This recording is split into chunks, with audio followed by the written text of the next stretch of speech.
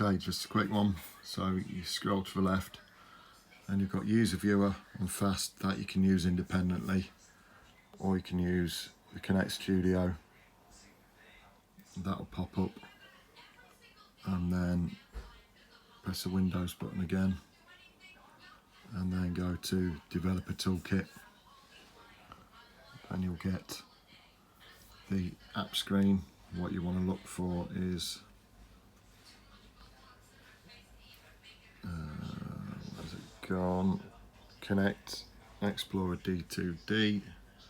You press run. So just wait, just press it once, and then you'll see that come up. If you want to change your different type of streams, press the menus at the top. So resolution, and then you get these different options.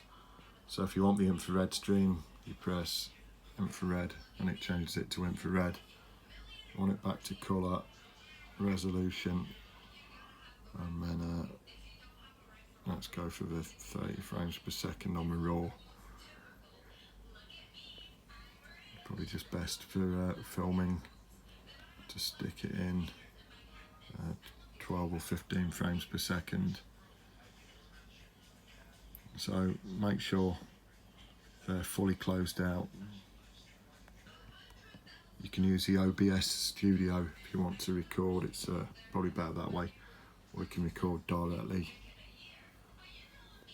from your camcorder. So then if you want to go into fast,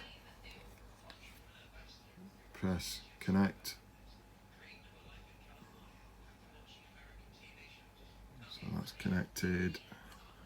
It's too close to a desktop to pick up an image, but you've got a quite useful mirror flip. So if you're going to display, you can then select, where's it gone? Must be in a sensor then.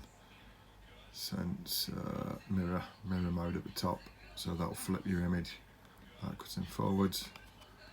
Again, if you want to just close that down, you can actually access them at the bottom, but it's just easier to go to this. And you've got user viewer.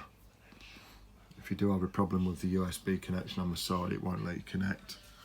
Then that's just a dead basic straightforward viewer, which tracks up to 6 figures at a time, so that one's quite useful.